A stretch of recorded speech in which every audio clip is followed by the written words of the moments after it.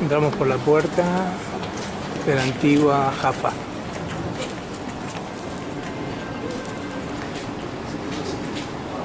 Okay, we are standing here now with our hearts actually really enswaying to the old city of Jaffa.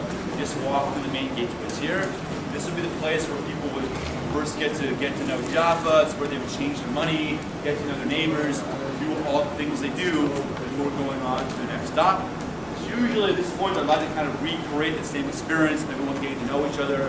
I'll go around in a circle, everyone see your name, where you're from. We are kind of a big group today, so I'm not going to do that. We'll do a quick survey though. Anyone here from North America? Okay, anyone here from South America? Anyone here from Australia, New Zealand? Anyone here from India, or from Asia, sorry, Asia? Anyone here from Africa? Anyone here from Europe?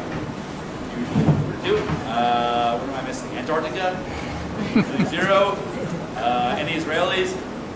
I'm Israeli, okay. So I know a lot of Americans and Europeans will still get some pieces.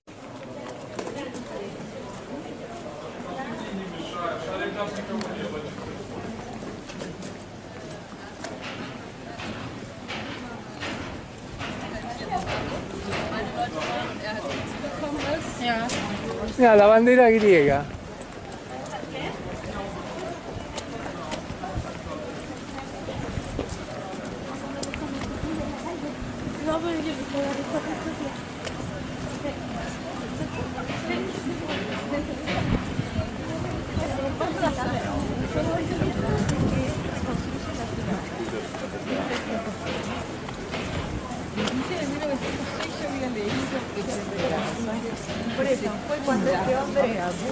Abu Nabu.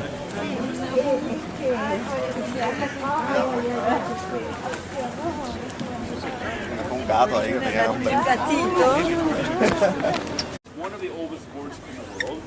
I promise you another Bible story, and share with you now. Again, it has to do with the third king of Israel. Anyone know who the third king of Israel was? No idea. You got